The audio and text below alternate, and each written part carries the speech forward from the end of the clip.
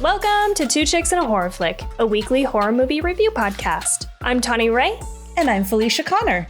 Subscribe to get new episodes every Wednesday. We dive into trivia, drink a little whiskey, and of course, give our no BS opinions. Join our Discord server or message us on social media to talk all things scary. And if you like the show, consider supporting us on Patreon.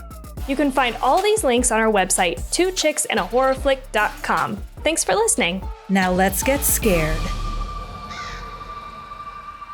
Hello. I'm going to speak for Tawny. We're excited to be back and talking about Arrival. So this is our second movie for our Alien movie month, and I'm really glad we chose this. I know, and I've seen things online where this is not a horror movie. This is a straight drama. And we were like going back and forth, and then we're like, you know what? This is our podcast. If we want to talk about a non-horror movie, but just a little heads up, I did find an article on Medium by Gabrielle Ulabe that says Arrival isn't a horror movie, but it's terrifying in its own right. So just giving a little credence. Yeah, okay. Right? Okay. Yeah. So we feel really good about this. But before we dive into this movie, Tawny, what are you drinking? And you're looking fabulous today. Love your lips. Love your whole background. I'm jealous. I love it. Thank you. Thanks. Yeah. I'm feeling it. I don't know. I put full makeup on today. So, but I am drinking some whiskey. I got some of what I said last time, which was Woodford Reserve. Yes. I couldn't remember for a sec. But the other reason why I'm so full face of makeup is I recorded with Claire from Why the Flick podcast. And so we were talking about Barbarian, which was super, super fun. We love that movie. Yeah. Oh my gosh. Okay. So I was supposed to be on this episode too, and I would have loved to talk to you, about Barbarian again and talk to Claire about Barbarian, but with all my work and stuff going on and all these travel plans, I've been slammed. So I appreciate that you went on there. And Claire had said that she wants us back in 2024. So oh yeah, I'm excited.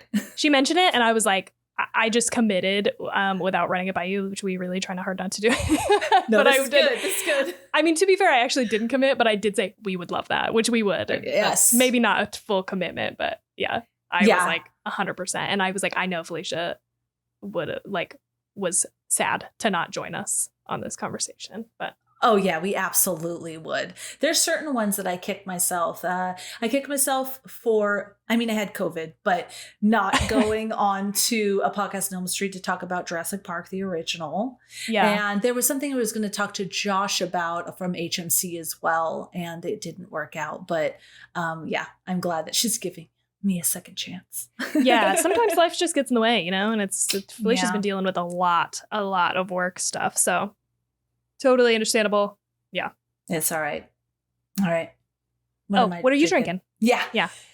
So we were out and about doing chores and getting stuff together for the trip.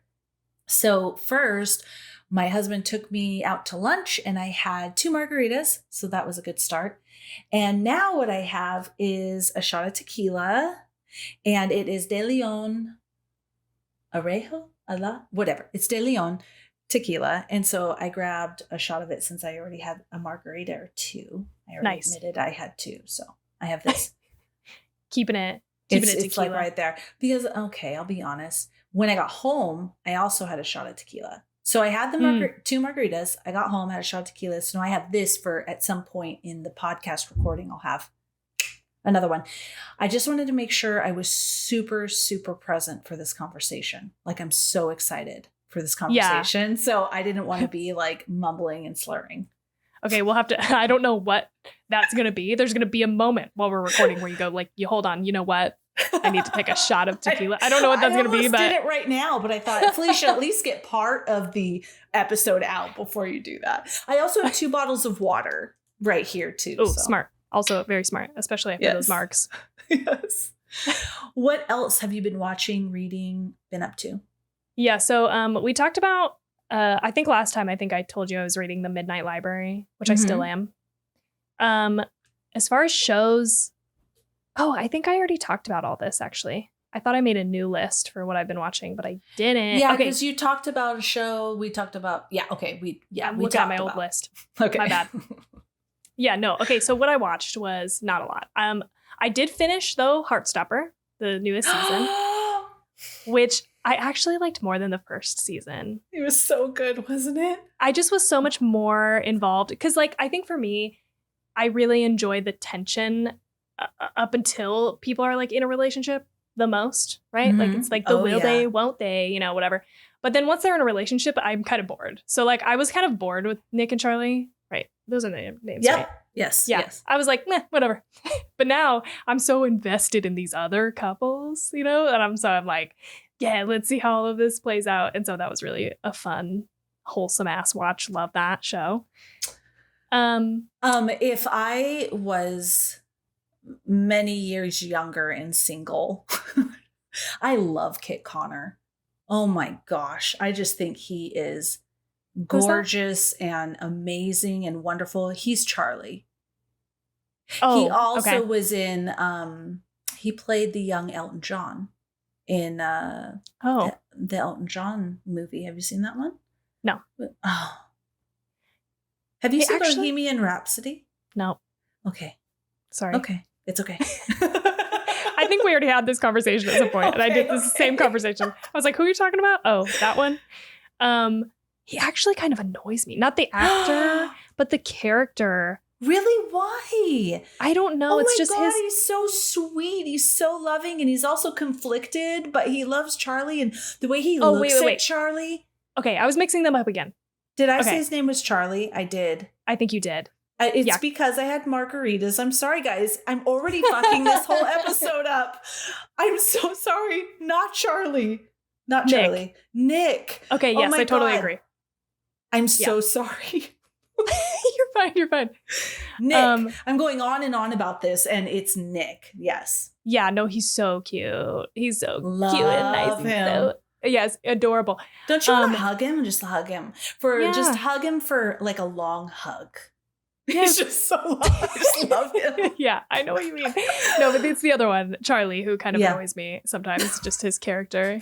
I don't know, just the way his like weird, jokey way of being. I don't know. It just got on my nerves this season. I was like, I'm done with you guys. Get out of here. I think with them, I love Charlie because I think the actor does a really good job at showing like he's already been out as gay, right? Mm-hmm. And against his timeline, it was chosen for him, and he so badly just wants to hold Nick's hand in public and kiss him and love him, but he also doesn't want to do to Nick what was done to him by forcing him to come out too early.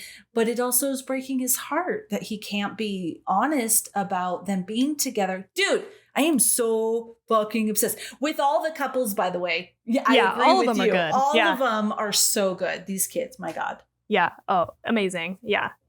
Anyway, so finish that season. Yes. Season. Moving on. Tangent number 1. Yes. Notes in our head for our shoutouts. I watched again Chapter 2 just because I was like, I don't know. I took Friday off as like a mental health day and just like did some shit. So I went to a workout class, which we joined a gym. Did I mention that last time? You never?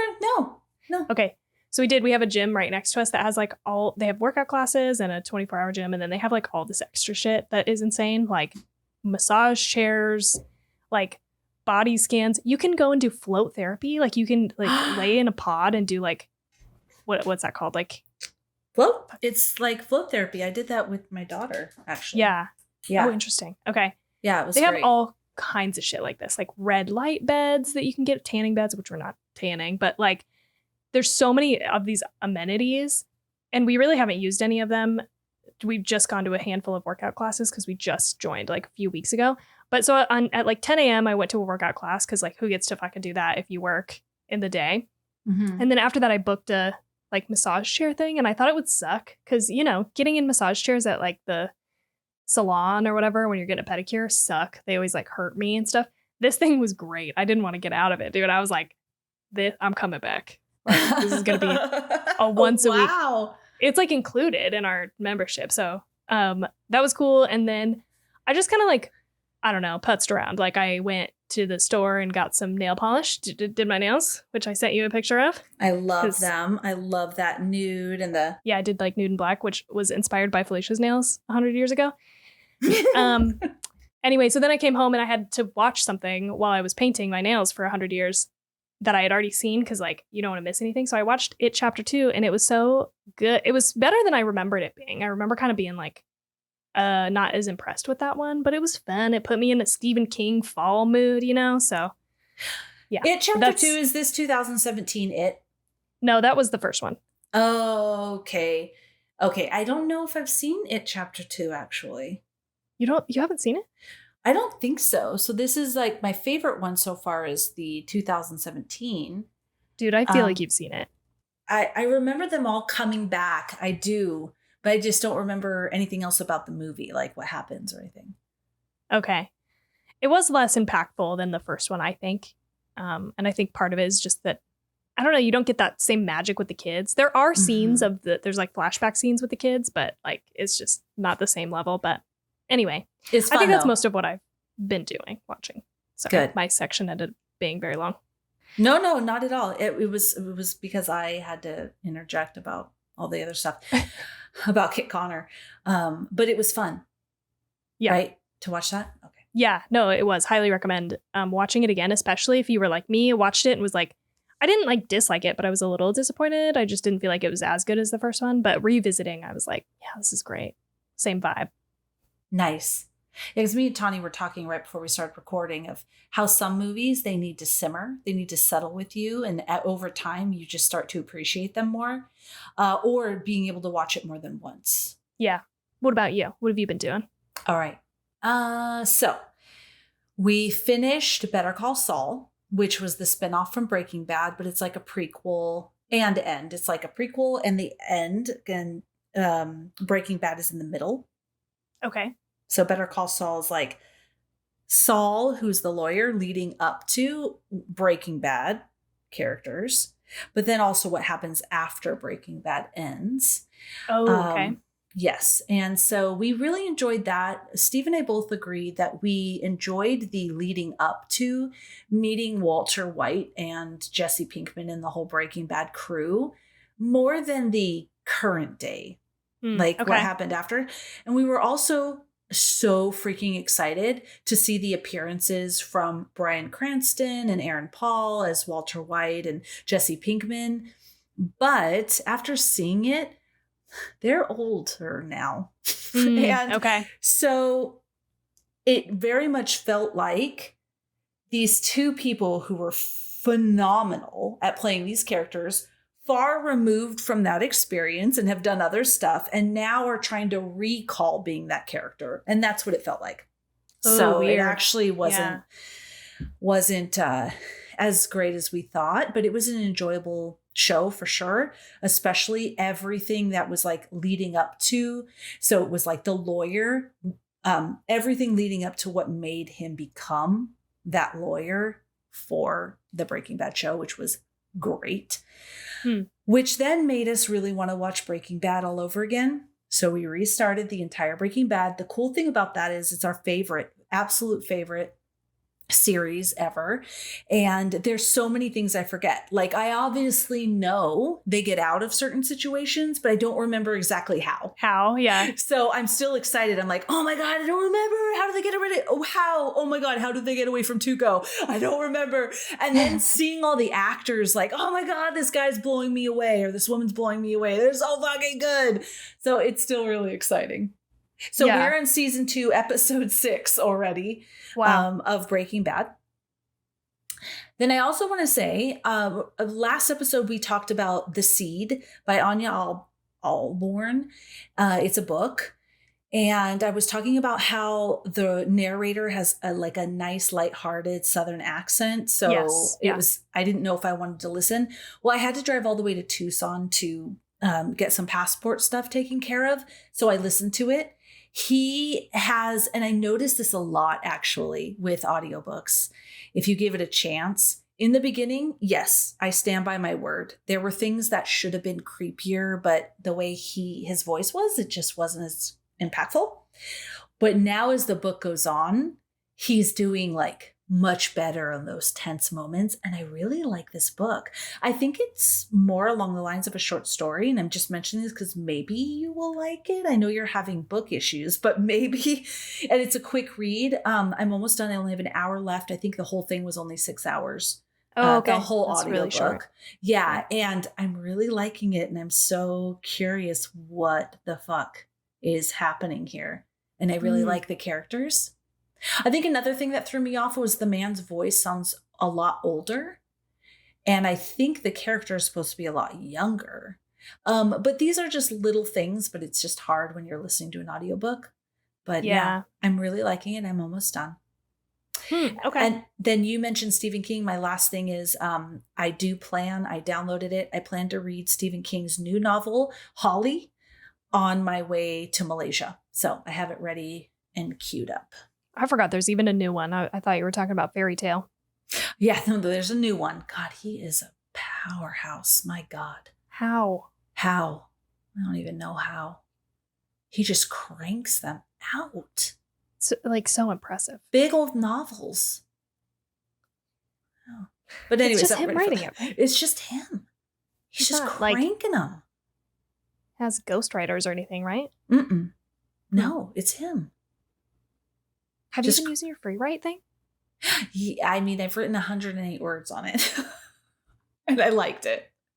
And I really liked it. With everything, with this travel coming up, I've been working all day. I have a class, and then I'm training people to take on future classes. And then I'm also preparing to go to Malaysia. So honestly, at the end of the day, I'm so exhausted. We just have been, I'm like, I don't want to do anything but just watch Breaking Bad. Like, I just want to zone out. Totally. Yeah. So, but I've written 108 words. I like the tactile of it. I do really like it. And I think often about, I have my current novel, and then I have a short story that came to mind. So on the 2 different folders that I'm working on, and I am going to bring it. I'm still sticking to my plan where I bring it and don't bring my personal laptop. Yeah. Smart. Yeah. Just a lot going into work right now. It's mentally exhausted. I fucking bet, dude. I can't even imagine. Yeah. Just prepping for travel like that so far away is by itself pretty, I don't know, taxing. So, but can I say one more thing? We bought a car. Yeah. Oh, yesterday. So we weren't totally planning. We wouldn't have done it, except our current car was being a little sus, and we've had her, for 8 years, and she's being sus. We went down to 1 car because we both work from home. So the other one we weren't using. So we went down to 1, and we thought, you know what? We need a really reliable car. So we went and we got I love it. We were just driving her around. I named her Misty. And because she's like this wolf gray and black. She's very pretty. And she's a Kia Sorento. So what I really like too is the back seats. The first row of back seats is like bucket seats themselves instead of like what do they call it? Like a bench seat. A bench, yeah. So the kids will love that. No more fighting who's in the middle. And then the third row is like seats that come up and down, So you could have a third row. Anyways, we really love her. It was we weren't sure we were going to do it. And then we did it yesterday. Nice. Okay.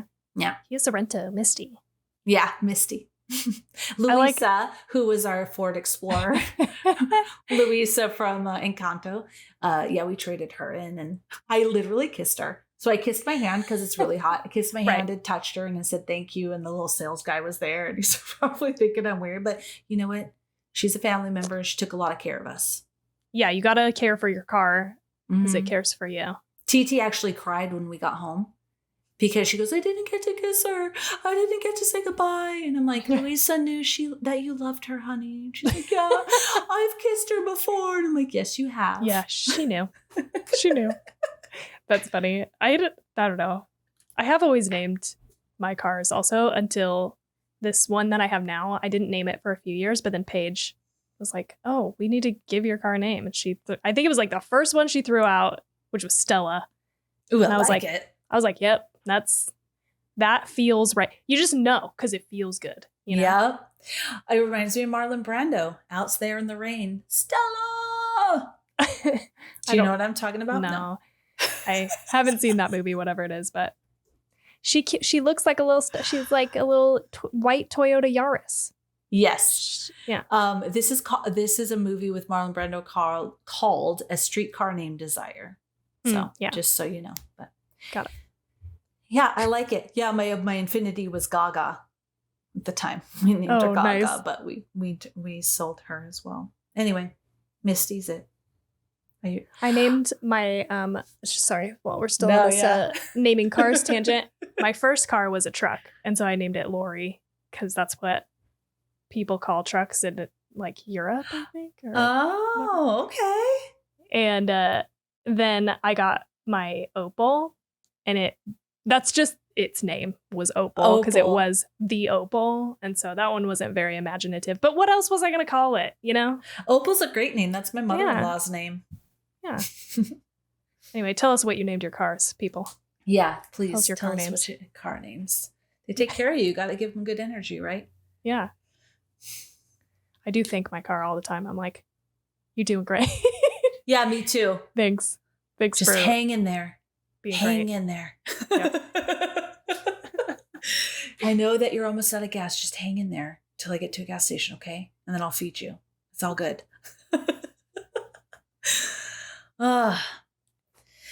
All right, you ready to get into it? Yeah, let's all right, talk about this very confusing movie. We're talking about the movie Arrival from 2016. I watched it, and so did Tawny, I bet, on Netflix because they recently released it onto Netflix. So go take advantage. Stop what you're doing. Go watch it. Come back. It's worth it. The director was Denis Villeneuve. Villeneuve. I'm pretty sure that's how you say it. This director also made Dune, Dune Part 2, Prisoners, Blade Runner 2049. So these are probably most people know about Dune. You definitely don't know about Dune Part 2 because it's not out yet, but there you go. This is all based on a book called Stories of Your Life by Ted Chiang. And this is a short story as well. Okay. So I'm only saying it like that, because it seems so in depth for it to be a short story. Yeah. Our cast involves Amy Adams as Louise Banks, Jeremy Renner is Ian Donnelly, and Forrest Whitaker is Colonel Weber. There's lots of other characters, but these three were really the most consistent in the entire movie. So the budget was $47 million, but the box office was $203.4 million. Wow. Rotten Tomatoes gave it a 94%. IMDb gave it 7.9 out of 10, and Letterboxd 4.1 out of 5. It's one of the highest Letterboxd ones, I feel, that I've come across in a long time. I think you're right. Letterboxd is usually within the 3s. Yeah. Letterboxd is a little bit more choosy, I think, than other thing. All right, so awards. I did want to mention this, and I do want to say, because, I think I dream big. And one day Ryan Gosling might listen to this episode. And I just want to say, Ryan, please don't hate me because I am a massive fan. But as far as awards, and the reason I'm saying this is because at the 89th Academy Awards, Arrival was nominated for a ton of awards, but it was La La Land that took them. I even like musicals. Okay, my third favorite movie of all time is Singing in the Rain. I like musicals. I just can't imagine a musical about Hollywood was more precious and impactful than this Arrival movie. But apparently that's what people thought. So at the 89th Academy Awards, it did win for the best sound editing. Arrival won for best sound editing. But it was nominated for Best Picture, Best Director, Best Adapted Screenplay, Best Cinematography, Best Film Editing, Best Production Design, and Best Sound Mixing. But the ones that took the cake, Best Picture was Moonlight. I did see that. That was a pretty phenomenal movie. Best Director and a bunch of other things was La La Land. And the other one that won a couple was Hacksaw Ridge. Oh, okay. War movie. Okay, I haven't seen La La Land. After watching the movie today, or after watching the movie this week, I did watch the trailer for La La Land today, and it does look kind of magical, but I'm just, It's pretty okay. Oh, did you see it? Okay. I did. Coming from somebody who hates musicals and actively avoids watching them at all costs, I do really love Ryan Gosling and Emma Stone, so I put it on, and I ended up liking it. I would say it was the best. I enjoyed it the most out of all of the musicals I've seen, probably. Minus Pink Floyd's The Wall, which I don't consider a musical. But or like, Disney animated movies or whatever. I'm taking those out of the running as well for musicals. But it was pretty good. But I think what you're saying, like, it didn't feel very like, I don't know. From what I remember, it wasn't like super deep of a movie either. So yeah, it does feel kind of like it was just a bad so much. Roll of the dice here against Arrival. Have you seen Moonlight? No. Ooh, that was a good movie. Or Hacksaw Ridge. I haven't seen either of those. Yeah, Hacksaw Ridge was a good movie. Well, Moonlight was, that was really very, good. Very powerful movie. So, all right. The 74th Gloden. Oh my God. Hi, Margarita and Tequilas. I'm sorry. Golden Globes, which was, the same year. Adams was nominated for Best Actress, and composer Johan Jonassen had received a nomination for Best Original Score. However, Isabel Huppert from Elle, I don't even know what this movie is, won Best Actress. And then La La Land won the score. I mean, it's a musical, so I guess I get it. But yeah, there we go. We don't have a summary because I didn't know if we were like doing away with the summary, so I didn't even bother. Plus, the summary is gigantic. Yeah. But, it's fun. We're going to talk about it all. So in general, turn back now if you don't want this movie spoiled for you, because we're about to spoil the shit out of this movie. Yeah. Let's dive in, starting with, I heard Tawny take a deep breath. That's what I was gonna fuck this up. We're not gonna spoil it yet because I have something to insert that I completely forgot about until right this moment that I did watch that I just need everybody to know about. Okay. I'm so sorry. This is great. This is great. All over the place. No, this is real life. It is. Yep. I remembered that literally last night, because when I think about what I watched, I think about like over the last week. I don't think that recently, but last night we went to Paige and Trevor's and we watched Practical Magic. I had never seen Practical Magic, which is what reminded me, because like I don't usually watch a lot of movies that like aren't horror, I'd never seen it. Neither had Jade and neither had Trevor. Paige was the only person out of our 4-person group who had seen it and loved it. Obviously, there was a lot of nostalgia there. And so we've been talking about watching it for the last like couple years. And watched it, and it was really fun. It was definitely like a 90s movie, and there was some weird fucking stuff in there. But it was an enjoyable watch. It was really like, I don't know, felt very nostalgic, even though I had never seen it, Oh, that's a fun mention. I haven't watched that movie for quite a while, but I remember, or at least in my bones in my body, I feel like I loved it. I know I loved it at the time. I just haven't seen it in a long time. I feel the same way about Witches of Eastwick. I don't know if you've seen that one. I kept mixing that one up with this one. Like I kept thinking that that's what Practical Magic was. And I don't think I've seen that whole movie either. I've seen scenes from it, but I had also seen scenes from Practical Magic. So I think that they were like combined in my head, I feel like go ahead. Witches of Eastwick is the one with Cher, right? Yep. Yes. Okay. And Jack Nicholson, Susan Sarandon. Yeah. I feel like, and Michelle Pfeiffer, right? But I feel like all of these movies were around the same era. Death Becomes Her. Yeah. The Witches of Eastwick, Practical Magic. And it all has this really fun, witchy comedy. The Craft. So much fun. So much fun. Anyway, sorry, that was this another is very tangent. Random, but this was a good. I needed everyone to know that I watched it. It was fun. I love it. Okay, so how did you like Arrival, Tawny? Yeah, back to the movie at hand. I remember really loving this movie, and it is a great movie. And I liked watching it again, but I feel like once you've seen it and you kind of know what's happening, now turn back if you don't want this movie spoiled for you.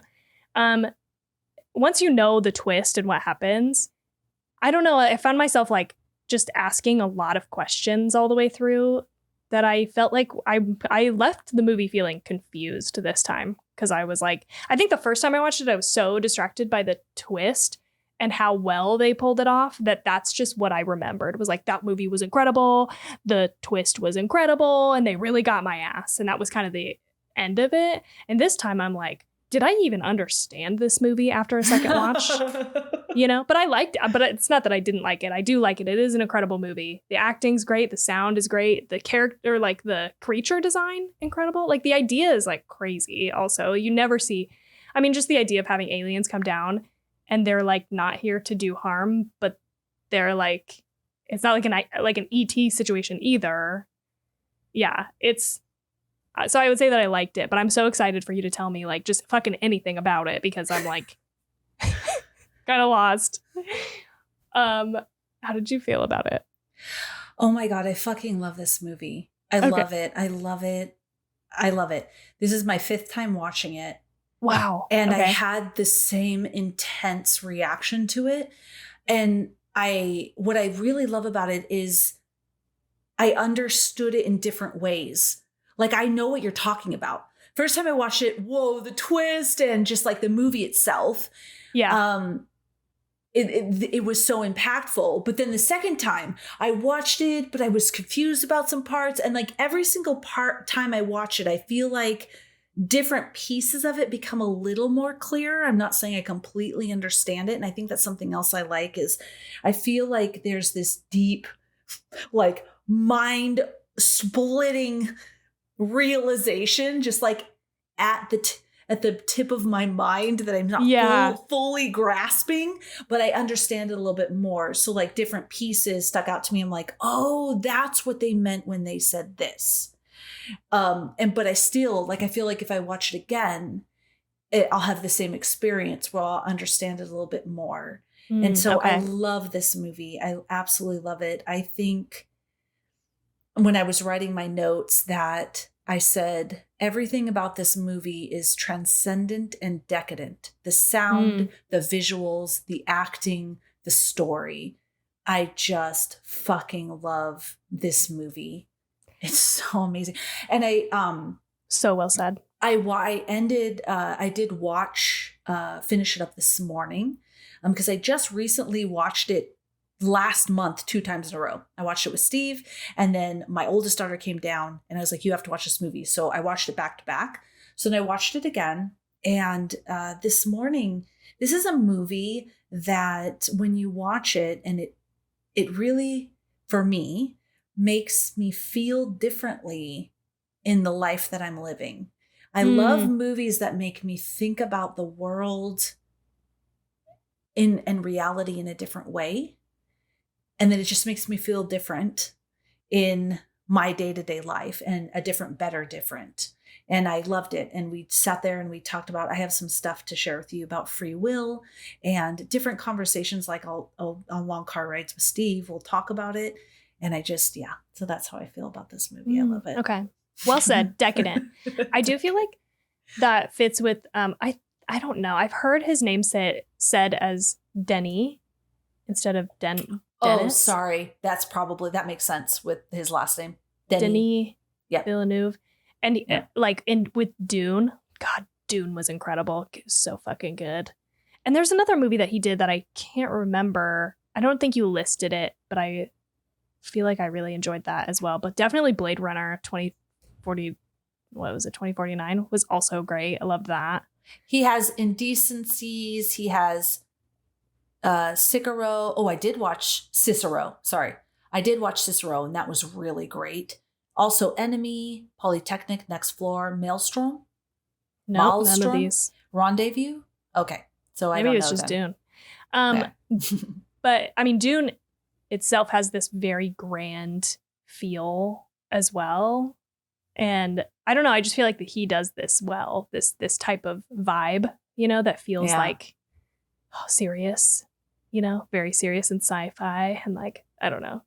Yeah, he does. And you're right. That's totally Denis. I bet that's Denis Villeneuve. Yeah. So hopefully he's not mad at Decadent. me. It's decadent. I watched an interview also with him, and or it was like a behind the scenes thing with him and Timothy Chalamet and Zendaya, and they were like breaking down a scene, and there was like such an insane amount of thought put into just like this one scene that they broke down, and it's just like you could tell this guy fucking goes in on making movies. There's such a level of artistry there for him. So I have to watch Dune. I haven't even seen Dune. What? I know. I thought you had seen it. I haven't yet. Dude. Oh, it's incredible. I think it's on something right now. It is. I think it's like available. It is. It's long. It's very long, but shit, watch that on a flight or something. One of your flights. Ooh, if they offer it, I will. It's so fucking good. At least I could watch it while I'm away, like on my computer. Mm-hmm. Okay. All right, I will. I saw that twice in theaters, and the second time was in IMAX, and it was just amazing. Okay, I'll watch it. I'll watch it while I'm on my trip. Yeah. I think I haven't because Steve doesn't typically like that type of sci-fi-ish movie. I think it reminds him probably of like Star Wars. Okay. But yeah, I'll watch it, and then maybe I could talk him into watching it. It's really a lot more serious than like Star Wars feels, and that's what I like about it. Is it has kind of a sinister vibe to it, and so it feels like a little horror-y in moments of it. Ooh. And I feel like he'd like it maybe, but I don't always know what Steve's gonna like.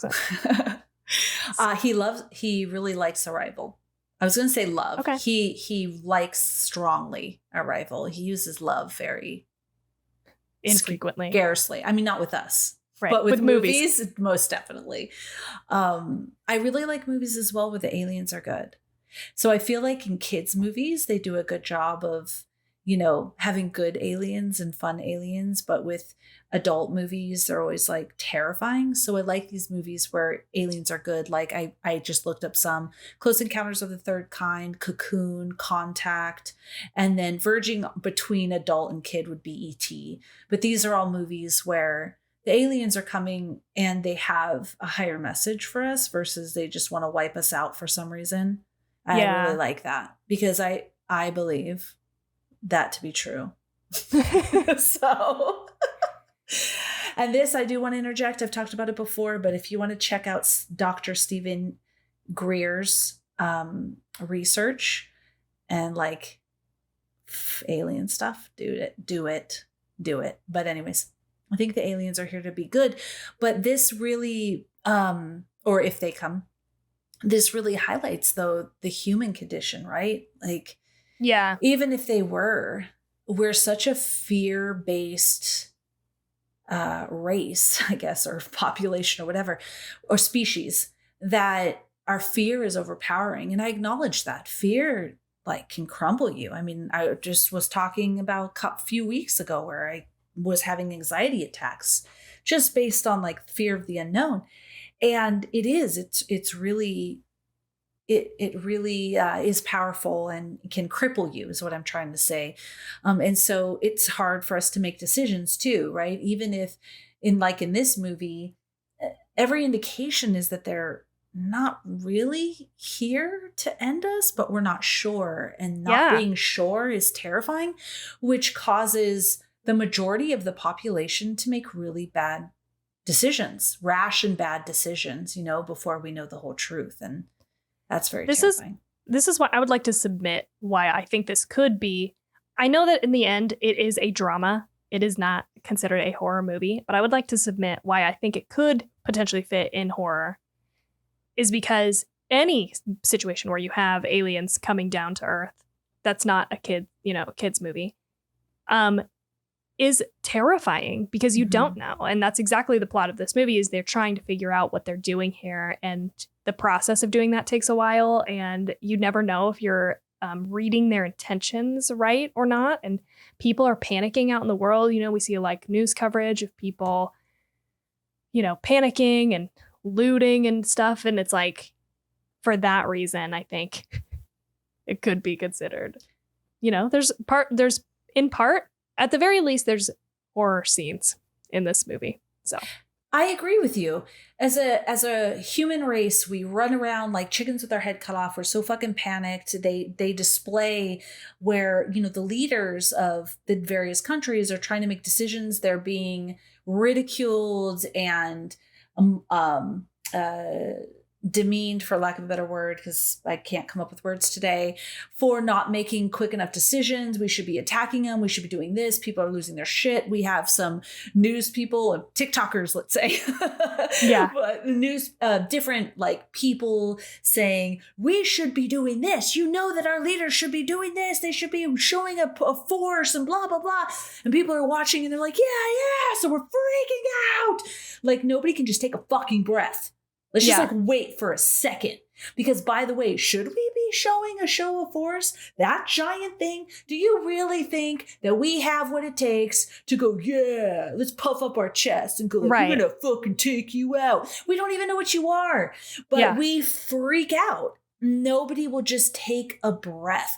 I wrote here, I was like, with a comment where, so we go in and they make so when we go into the ship, they make the environment stable, like the oxygen stable. And then something happens where then they need to let us go. They need to, like, I don't know, recalibrate. And then they invite us in to the ship again. Right. And so the one general guy says, oh, so they can suffocate us immediately to what harm that this does versus, oh, they're trying to make a comfortable environment for us to speak to them, right? So you have the two polar. And so I said, or are they making a safe environment for us to communicate with them? I said, we're always defaulting to war, vengeance, fear. We're not open to any other possibility because of fear. And I'm like, humans are a pompous, toxic shit show. And then I said, however, I understand that fear is so powerful and all consuming. It's just so frustrating to think that united as an entire world with all the world leaders, we're not capable of more. We're not capable of going beyond fear and being open to more possibilities. That's what's really frustrating because I think it's also very, very realistic. Yeah, totally. I feel like that didn't bother me in the beginning, like on a one-on-one, because that is how we are as humans. Like we're, you know, primally designed to avoid anything that could harm us. And this thing is totally unknown to us. It's, you know, not even from our world. So we have no idea. And I think it makes sense that we would assess that as a potential threat and be scared of it. But I think this is where I got a little bit tripped up is later into the movie where it is sort of like all the countries like stop working with each other and they go like dark and stuff. I think it is realistic, but it was like annoying to me as like an adult. Like this is such a fucking existential threat to our world. Like this is not the time to be like, you know, separating off into our own, you know, we're gonna get ours and fuck the rest of the world kind of situation. But it's not, they would do that, but it though. is believable. Yeah. And that's what's so frustrating. That's what I'm saying. Like we can't come together and make these decisions. You can totally see another world power saying, fuck this. We're going to go bomb it. Yeah. Disconnect from talking to them. And we're just going to go make this decision. Then we all start going, oh shit, we better make the same decision. And it's like this race to make the decision. And I understand it all. It's just really shitty that we can't just take a breath. So far, they want to communicate with us. That's really good. So let's just keep communicating and sharing and seeing. It was when they talked about the weapon that everyone started losing their shit. But there was a comment around this time when it was actually when they had the communication and then the ships kind of changed position and rose up. You remember there was like this and rose up into higher into the sky. And Forrest Whitaker, who's the colonel, says, why does this feel worse? And I was thinking upon Fifth Watch, ultimately it is worse because of humans, though, not the aliens. The aliens shifting their position isn't what makes it worse. It's our reaction to their movement that is going to make all of this shit worse. Oh, totally. Yeah. Good point. I didn't even think about it that way. Because, any movement at all, like not just even physical, but like anything from them is even scarier because them arriving is scary by itself. Yeah. And what is everyone else going to do at that point? All the other world powers, oh my God, they're moving. They're probably going to attack. And so now this is just going to get crazier.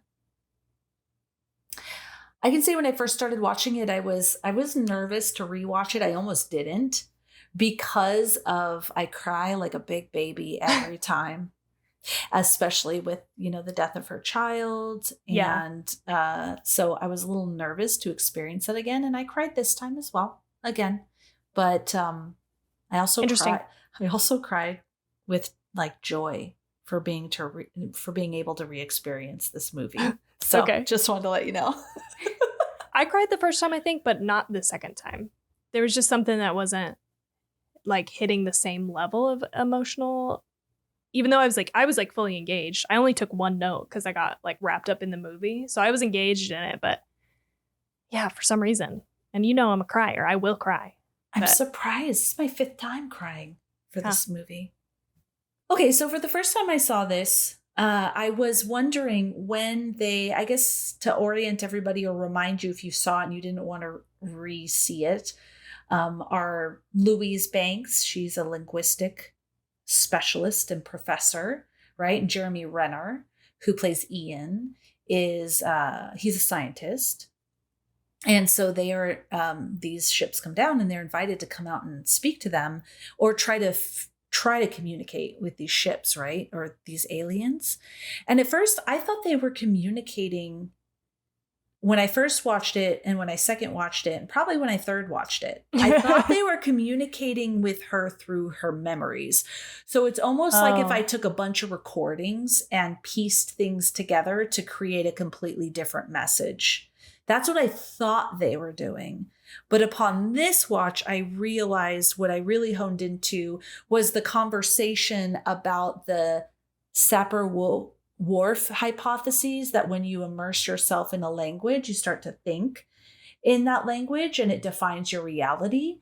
So since the aliens spoke and thought in a non-linear fashion, since she was so immersed in that language, she also started to think her memories and experience life in a nonlinear fashion.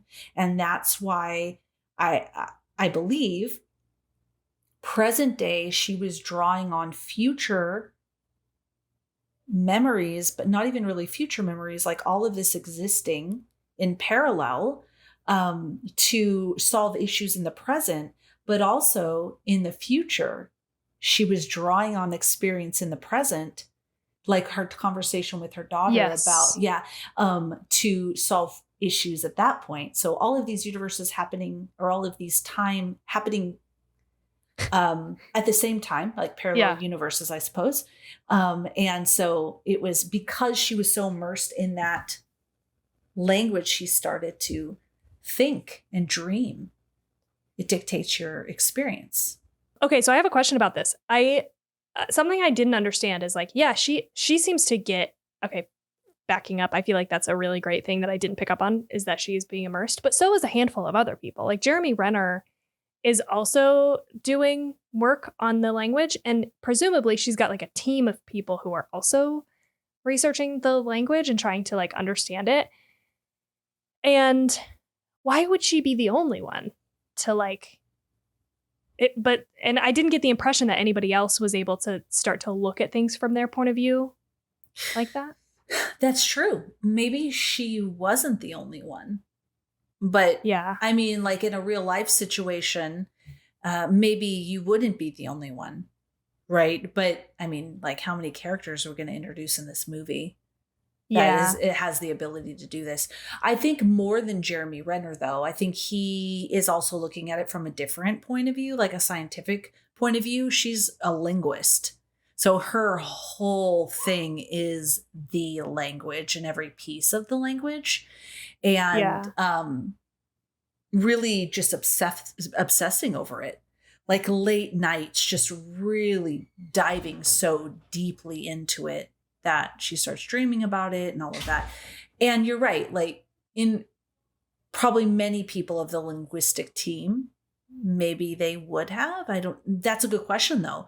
Like, is there something particular that she's About her? Yeah, about her. Is she really obsessive with her work and that we don't really get a whole lead up to, but maybe she is, like, because you can study it and be immersed into it, and then you could be like a workaholic and just like overly obsessive into your work. I don't know. Maybe she was able to achieve that level of immersion before anybody else was. Maybe that's what what it was. It made me feel even more like that though, that she wrote the book, and it felt like that made me feel even more like she was the only person to walk away with this knowledge. And they kind of said that they gave her what this, like, they called a weapon is. I don't know. Okay, so I'm going to fast forward to one of my favorite quotes that I read, and we're going to talk about free will right now.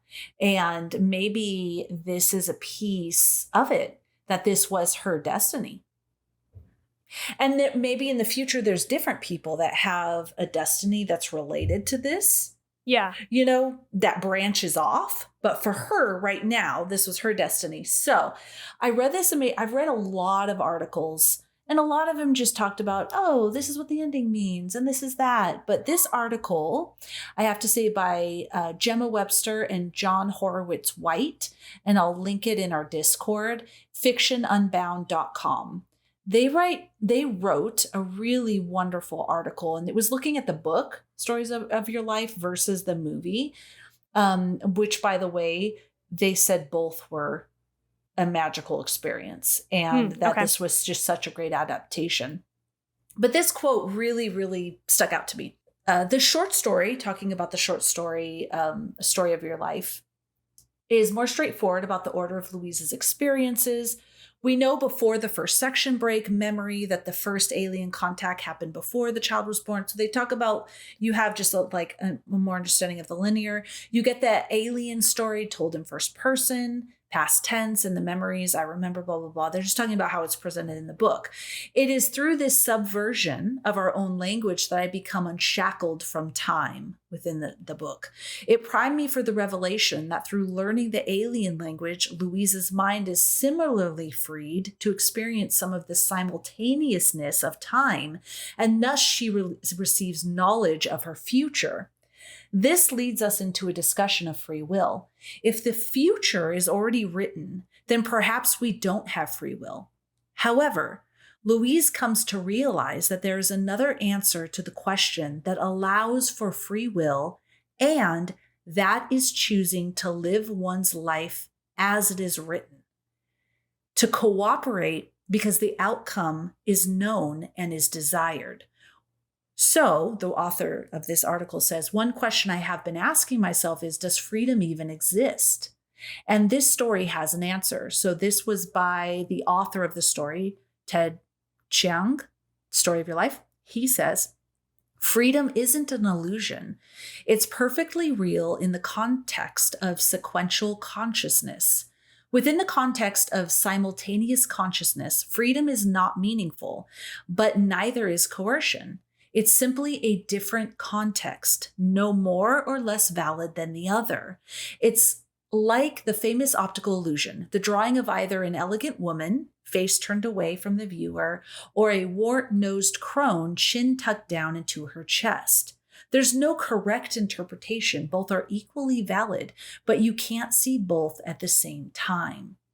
So with this idea of linear time, right, we become so, and I just had a conversation on our long road trip with my husband. He's like, no.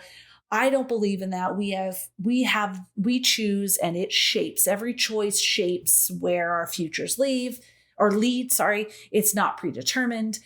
And I think that comes from our attachment to the idea of linear time, and also our fear of the unknown and our fear of not being in control. Yeah. No. I have control of where my future goes. But what this is saying is both are equal and both are not more or less. And I loved this idea of the power of choosing to live one's life as it is written. So, for example, she knows her daughter's going to die. This is incredibly painful. But and then the whole idea of living in the present, every present moment is so precious and so beautiful. Does she really not want to live all of those moments with her daughter because she dies in the future? So it got me thinking like my own life, right? I could think about past relationships where, oh my gosh, I wish I avoided that. But those resulted in my 2 oldest daughters. So thinking back, I would fucking sign up for all that shit all over again to have those moments with my daughters that I have. And I just thought that was really, we are just, and this is not in a bad thing. We are limited by our human minds. We're limited by our human minds. And I'm not saying that it's a bad thing. There's just like, we are. And so what makes us feel safe and comfortable is deceiving ourselves that we fully understand and that we fully believe in a certain thing, whatever it is that makes us feel comfortable and safe. But all things exist and anything is possible. And all of these things that we've put so much value on really like maybe don't have that much value. Like the idea of that we have free will, like who cares if it's predestined and we're following a path that's predestined, like so what? Or we're choosing. So anyways, I hope that I shared my thoughts well. Yeah. No, this reminds me of the dual, I don't know if this is the right word, but like the way that you can look at it 2 different ways, like nihilism. Like nihilism is basically the belief that nothing has any meaning, but you can look at that in a negative way, or you could look at it in a very positive way. Because if nothing has any meaning, then it frees you, So there's like 2 different ways to look at that. There's like negative and a positive way. And so it's reminding me of that. And it's also making me think it's like all like tying in here. Cause that book that I'm reading, The Midnight Library, I don't know if you know anything about the like basic plot of it.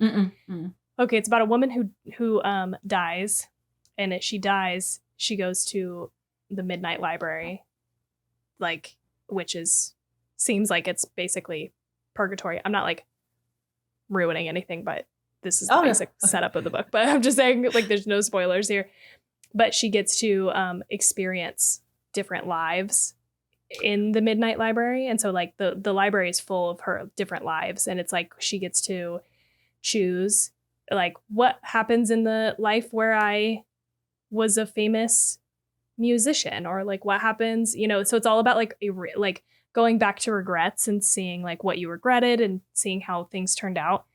I don't know what the end of the movie or end of the book is going to end up being because I haven't finished it, but it's interesting how that kind of ties in a little bit, where it's like, yes, would you choose to do you regret something that happened in your life that led you to where you are, when there could be like a lot of positive that comes out of that? Just like our character chooses to have a child, even though there's a lot of pain involved in it, there's also a lot of positive as well. Yeah, you're absolutely right. Like you can think of that. If we're predestined to live a path and we don't have control to change it, it's just laid out in front of us. You can see of that as a loss of control, and like, what's the point? Because I'm just following. But you can also see it on the flip side. There is a point. I'm following a path that's predestined, that's going to have an impact on this world. I don't know what it is. And you're following this path. So that can also be inspiring. It's like the Buddhists, they meditate on death. And so some people can say, oh my God, that's depressing, but they don't see it as depressing. They see it as freeing, because every moment is so incredibly precious, because it is ultimately, there is death. And so it helps you to really just, if you think about it, the frustrations, like if I'm talking about, oh, I'm so nervous to travel for job, and I'm causing my body to be in this stressful state because I'm worried about this, ultimately it's not that big of a deal. Yeah. No? Yeah, absolutely. I have here, I said, all time is happening. I think I wrote a bunch of notes, like questions I had as I was watching it. And I said, all time is happening at the same time. Time is not linear, but it is how our limited mind understands it.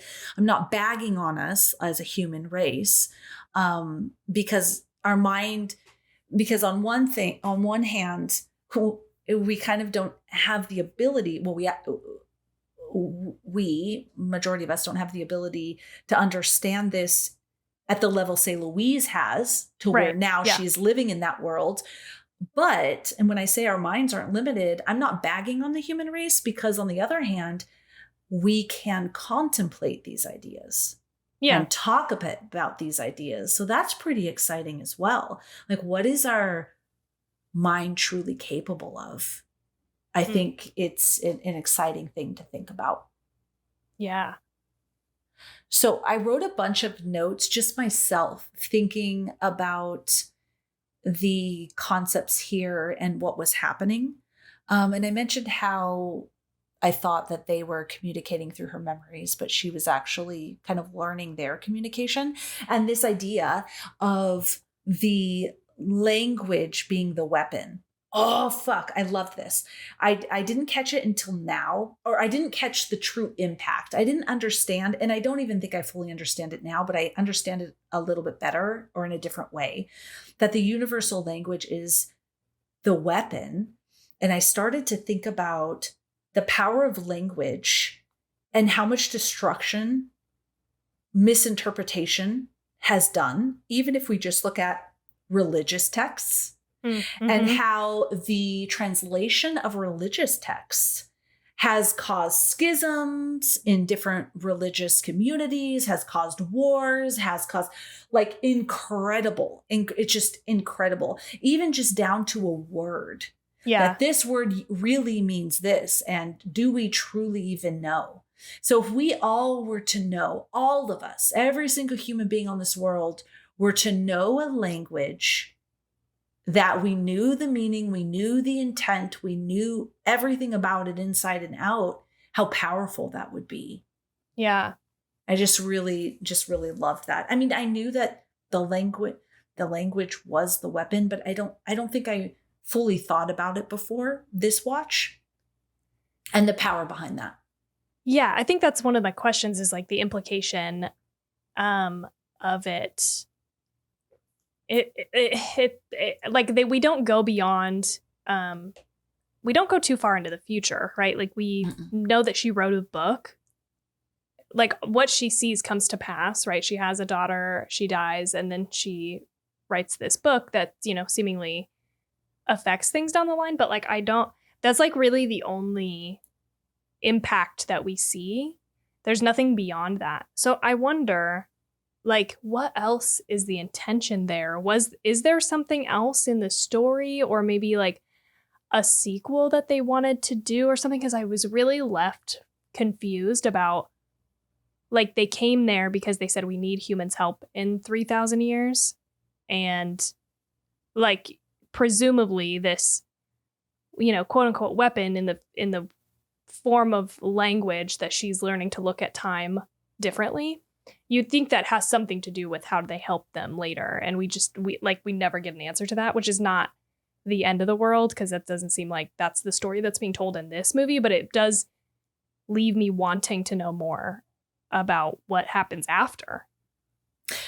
Yeah, no, there wasn't, because it was based on a short story, and there was no like sequel, and I didn't see anything about a sequel or follow-up at all.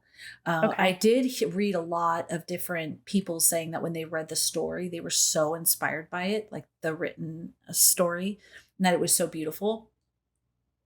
I think there's incredible power if all of us were on the same page and understood things in the same way. Now, just because we speak the same language, the universal language, that would have incredible power. I think it would unite us, but there's still like power and greed and all of that sort of thing. If everything's written, if everything is predetermined and destined, then this was what was needed. And we wouldn't know, like when we were talking about War of the Worlds, we wouldn't know, and we would never know, honestly, because it's 3,000 years in the future. Yeah, it's a long ways away. Yeah, it's like the aliens had pushed the first domino. Yeah. Right? And so somehow down the road, her writing that book, the understanding of the universal language, the future people that are going to study this and share this, whatever happens ultimately by pushing this first domino, in 3,000 years, we are going to be in a position where these aliens are going to come to us and we are going to be able to help them. That's so interesting. This answers one of my other questions, which was like, and maybe I'm just getting really hung up on the word weapon.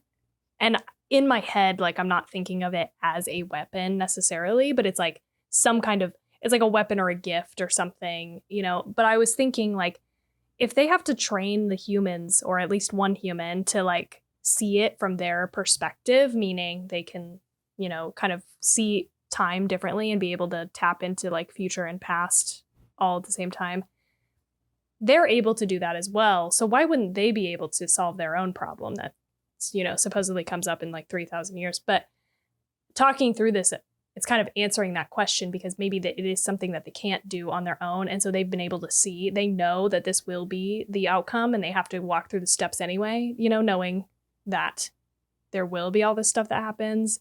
The humans will react this way. They have to do it anyway, because, they're choosing to walk through the already predetermined steps to yes, probably be able to save themselves. Yes, they're experiencing time in that non-linear, in the non-linear. So they see the future in the present. They know what they need to do. She knows as well now. And we are seeing it just from Louise's point of view. Who's to say there aren't hundreds of more people that through working on this project are also, but that would have been like insane. We just don't know that. We can't follow that many characters. There would honestly like have to be, because I think for sure 3,000 years is such a fucking long time, and we're so, I feel like, primed to just like, disregard things or call things like, like if it was just this one woman who wrote this book, like, you'd be like, that bitch is crazy. Like, she didn't know anything. She did, like, she's just gone off her rocker, whatever.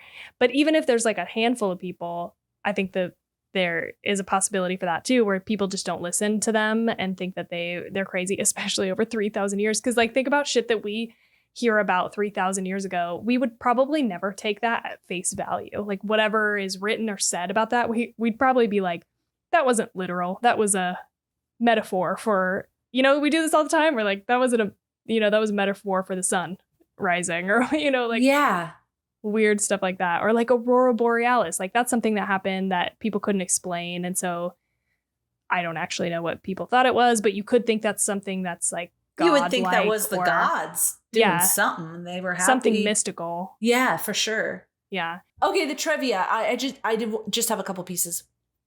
So the director and Denis Villeneuve and the screenwriter Eric Heisserer created a fully functioning visual alien language. Heisserer and Villeneuve and their teams managed to create a logogram Bible, which included over 100 different completely operative logograms, 71 of which are actually featured in the movie. It's incredible. Okay, when they had the human one, it popped into my mind. I'm not going to lie. It's like, ooh, I want that tattooed. That'd be a cool tattoo. Yeah. I want it right here on my arm. This thing. I want it. I did wonder this because, you watch other shows like Game of Thrones, and they came up with like a whole, Dothraki language, for example, or what's the other one? Valyrian. Like they actually come up with these fake languages for these the elfin language, like the Lord of the Rings stuff. Mm-hmm. Yeah, exactly. And so I did wonder while watching this the second time, like, did they, is this totally random, or did they actually come up with something? So that's interesting. It's so fucking different from like a normal written language too. I mean, obviously they're symbols and letters are symbols, but it's so different from what we're used to that it's like it's really interesting. It's hard to follow, but you're like, it puts you right there in the, spot of not understanding what these things are trying to communicate to you, which I think is good. Well done, Yeah, I agree. The writer of the story, Ted Chung, who wrote the story, and I apologize if I'm pronouncing your name incorrectly, who wrote the story the film is based on, approved the film saying, I think it's the rarest of rare in that it's both a good movie and a good adaptation. And when you consider the track record of adaptations of written science fiction, it's almost literally a miracle. Yeah, totally. So I'm hearing like equally amazing critical response of the book as the movie. So I ordered it on Kindle. Okay. All right. The physical hardback copy of the book was like $250. What? So I ordered the Kindle version for $9.99 and eventually would love to have the hard copy, but to start. Very reasonable decision. Yes, yeah. Yes, $250 fucking dollars in this economy, bro? No way. In this economy? You know, we just bought a book too because we were like starting to work out. And Jade, we watched that series of Arnold, which I never mentioned, but Arnold Schwarzenegger. And so he wanted to get his book, which is called like The Encyclopedia. I watched that too. The Arnold Schwarzenegger documentary. Yeah, it was really good, right? Yes. It was really good. I can't. I'm sorry, you guys. I just can't help but love Arnold Schwarzenegger. I can't. I love him He's too. so lovable. He's so lovable. He's so lovable. And boy, those pecs. Like when he was bodybuilding. Will not quit, bro. Holy shit, they were perfectly formed. The motherfucker's like 70. He's like 70 fucking years old. Anyway, so Jade was like, we should get this book because it's not just for bodybuilders. It's like for nutrition and working out and whatever. And he was like, okay, so we have to buy this. He's like, it's $40. I was like, $40 fucking dollars for a book? Are you kidding? Like, that's high for a fucking book. That's the paperback. The hardcover book is like $76. I'm like, okay, we ordered it, but goddamn, we got it anyways. Fucking expensive. This is a short story too. Well, I guess it might be a collection of short stories. I'm not sure. Anyways, I was only willing to pay $9.99 at this point. Fair, you know. Fair. I did want to say, just because we're talking about this, okay. So the majority of the critical response was really positive. Like people love this movie and what it's attempting to do. So I did have to pull the 2 negative responses I found. Okay. This will be interesting. Tell me what it is. So Rex Reed of the New York Observer gave the film 1 out of 4, calling it Villeneuve's latest exercise in pretentious poopery. And referring to a lack of action in the storyline. So I just want to say I probably would never enjoy Rex Reed's company because I feel like, okay, I am very open to people having differing opinions. Obviously, you and I have had them on shows, right?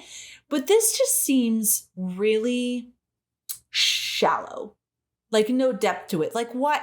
You can not like it, but why are you just, and we've talked about this on an episode, I don't remember which one, people just throwing out that it's pretentious. Why?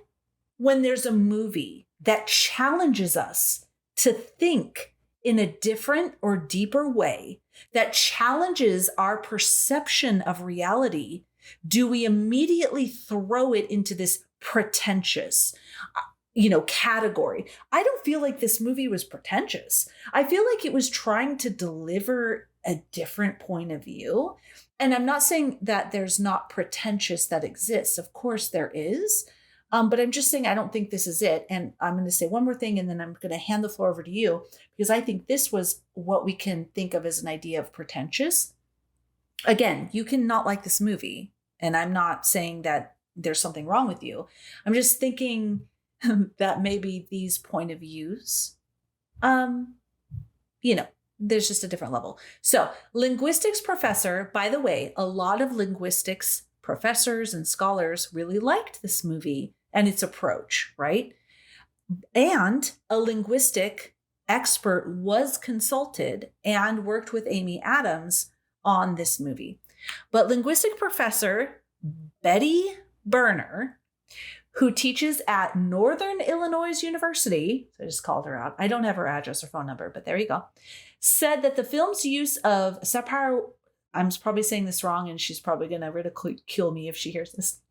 Sapir-Whorf hypotheses went beyond anything that is plausible. She also felt the film oversimplified the process of translating the aliens' language, skipping straight from banks establishing the basic vocabulary of the language to her being able to understand abstract concepts such as weapon. Okay, Betty, I don't think the target audience for this movie was the very, very, very small group of linguistic professionals. I think the target audience was the mass amount of people. So take a look. I agree. Hands down, I'm not a linguistic professor, but I assume if this is your world, you're like, that's fucking unrealistic. And I get it. Of course. And you can dislike the movie for that reason. Can you envision a movie, Betty, where you are presenting the complexities of translating this language, this alien language, into a language we can understand that does not equal a 7.5 hour movie and that is able to reach the masses? Absolutely not.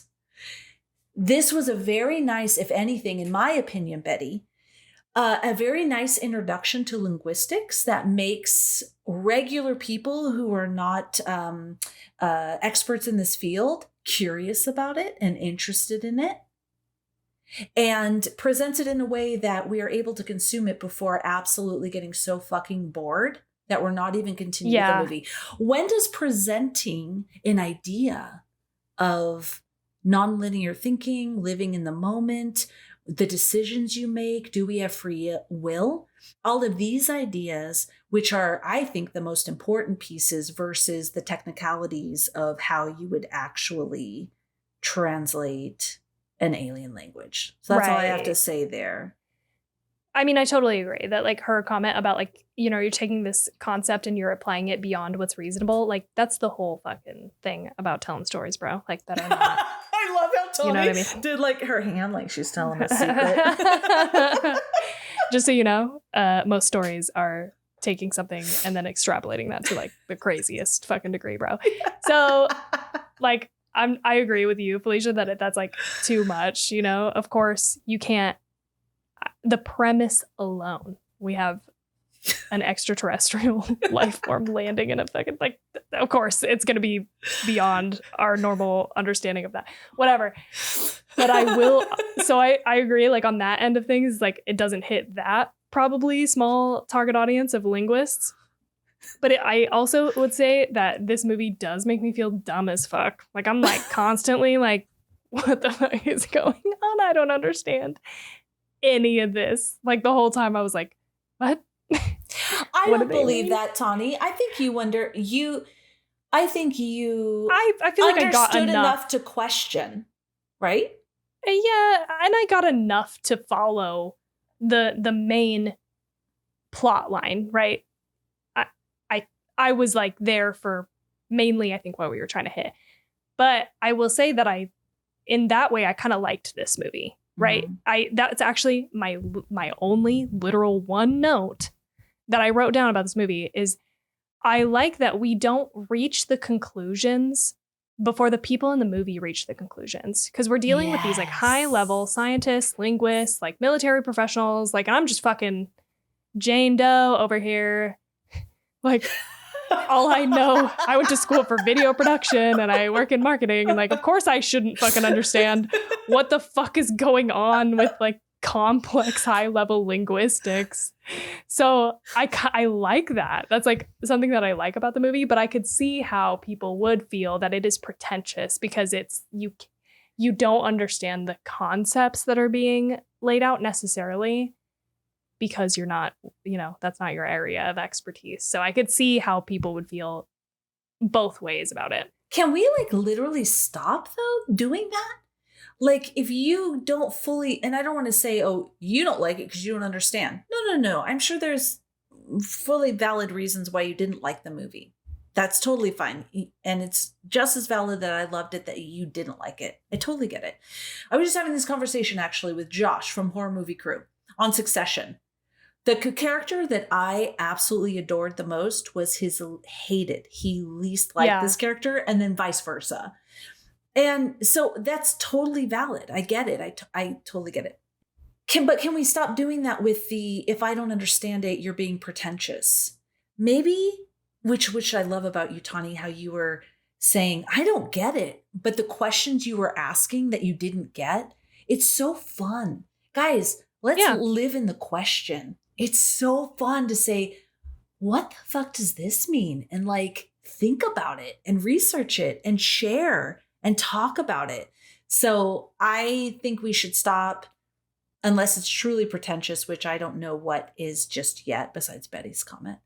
But I'm just kidding, Betty. We could be friends. But let's just stop putting art in pretension and like try to open our minds to seeing things in a different way. And then maybe we can come with a really good definition of pretentious art at some point. Yeah. I agree, sense? But I've also called things pretentious before. I know, so but we've talked about it though. No, we've talked about it though. I was like, but hey, Tawny, remember I don't remember what movie it was, but we have talked about it before in the past as well. Huh. I'll have to watch that because it is like pretentious. Is it a thing or is it a thing that just makes you feel, you know, like, is the pretension a receiving? A personal thing. Yeah. You're making me feel dumb because I don't understand it. Exactly. But here's the thing. Don't feel dumb. Yeah. I don't like if you don't understand something, well, let's like talk about it. Let's explore. Let's understand deeper. That's also, you exciting. Don't fucking have to. Yeah, or you fuck it, I'm not interested. Yeah, I'm not a linguist. I don't have to go learn about fucking... I don't care about it. Yeah. This was enough for me, right? Yeah. Either way. I got enough. I followed enough about it. Yeah, exactly. But I don't need to learn more. It's so frustrating to watch a movie or participate in any kind of media where you're dealing with some character that's supposed to be like really smart or something, and you reach the conclusion before they do. Oh, yes. In the process of watching the movie that you're like, you know, like that is, I hate that. I 1,000% agree with you. When I'm reading books or watching movies, if I come to the conclusion first, or it's either 1, 2, or 3. And it happens to be one of those things that, you know, it could go either of these ways. It's disappointing. I agree with you on this movie that I didn't come to the conclusion until the characters came to the conclusion. It was a cool experience. Well, even then I'm like, what? They're like, blah, blah, blah. They'll say like what it means. And I'm all second time watching it, turn to Jade. I'm like, what is happening? And then I have to see what happens after that to figure out like the context of what that thing means. And then I'm like, okay, I'm in it. Yes. And let's like embrace that. For example, anything this like super complex financial sort of stuff, it loses me. But I love like movies like The Big Short. If you haven't seen that movie, go watch it about the housing crisis. It's super phenomenal. They try to break it down in a way where you can understand it. But still at that this is a great example. I'll pause it and I'll go, Steve. What? And then he'll break it down for me further.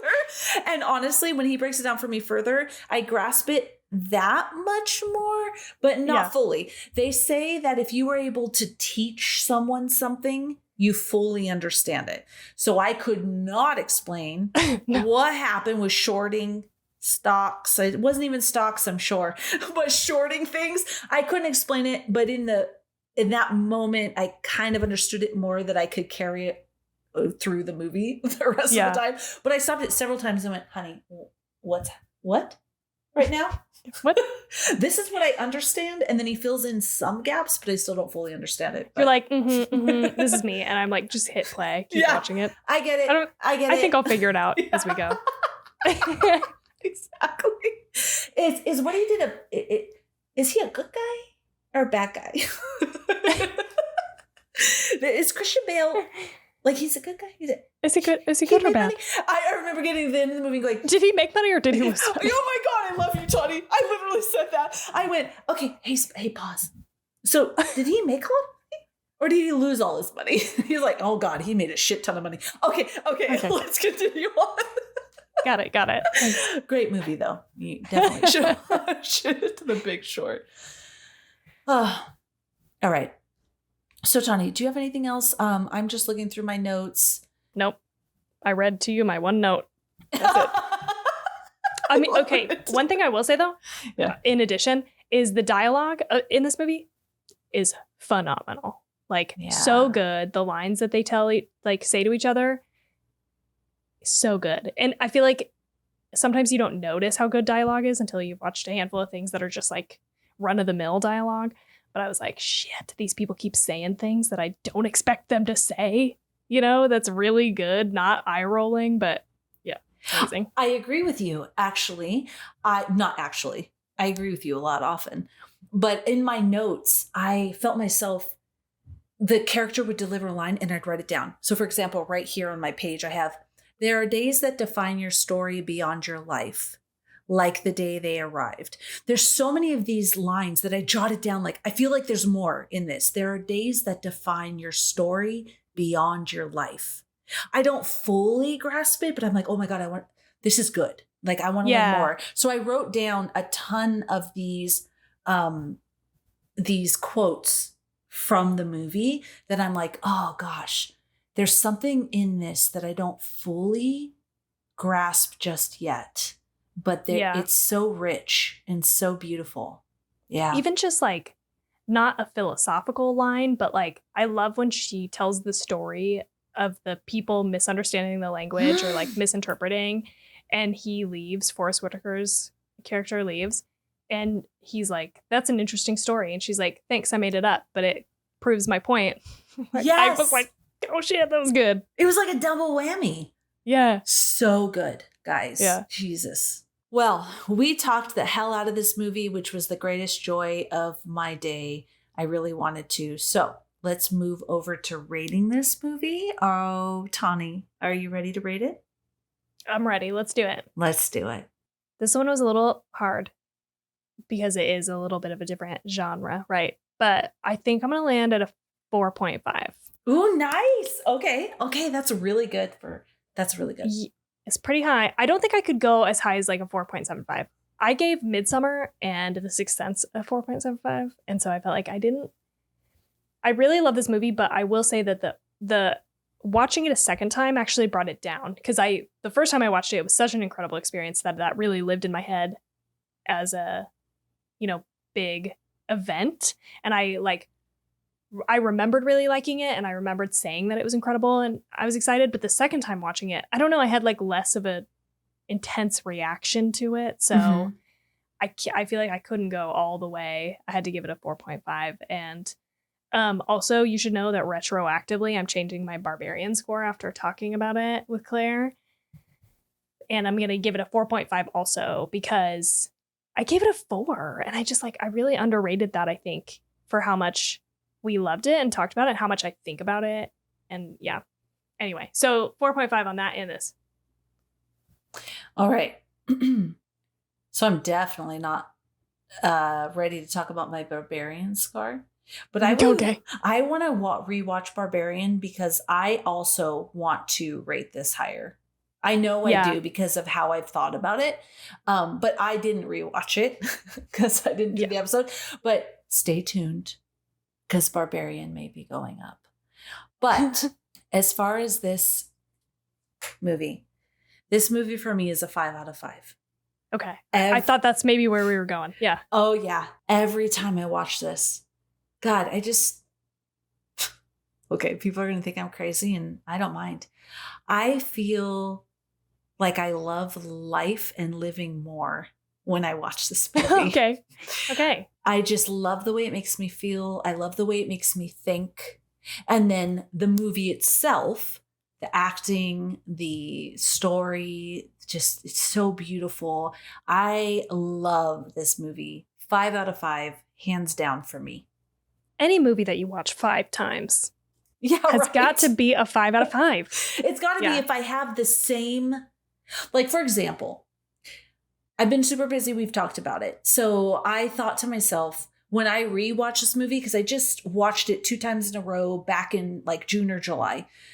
So I was like, I'm just going to kind of speed through it just to refresh my memories on my favorite parts. No, that's not what happened. I started it and I was locked in. Yeah. For the 5th time. So this is definitely a 5 out of 5 for me. If you like us, please do follow us on Instagram at 2 Chicks and a Horror Flick. Or if you don't like Instagram, search for us on your favorite social media platform. We'll be there at 2 Chicks and a Horror Flick, and follow us there. I skipped the whole thing, what we're watching next, because we don't know. We're still planning October and the rest of the year due to everything going on. But we will have some nice episodes in October. We're still figuring out what that is. So we hope you like it. Tawny, what else? Yeah, so you won't hear from us episode wise in a couple months. Couple weeks. Yeah, I was like, wait, what month is it? That's a lot. I trusted you, though. I was like, wait a second. Until next month, I think is where I was going with that, for the last couple weeks of September. But yeah, if you want to support the show, you can give us a like, review, and subscribe on whatever podcatcher you're listening to us on. But don't worry, because we have lots of episodes. So if you want to go back through our back catalog, this will be episode number 143. Yeah. I believe. And we have the episode coming out with you in Why the Flick. Yes. Yeah. So definitely check that out too. So anyway, I'm just saying there's plenty while we're gone. Well, and thank you for Felicia's your patience. Going to be traveling. Thank you for your patience. We love you. I really appreciate it. I would love to just be recording every week. Oh, I could see this fly going around you. Keeps landing on me. So we really appreciate it. Yeah. Thank you so much. But yeah, if I didn't already say it, give us a like, review, and subscribe on whatever podcatcher you're listening to us on. And we hope you have such a good night. No nightmares.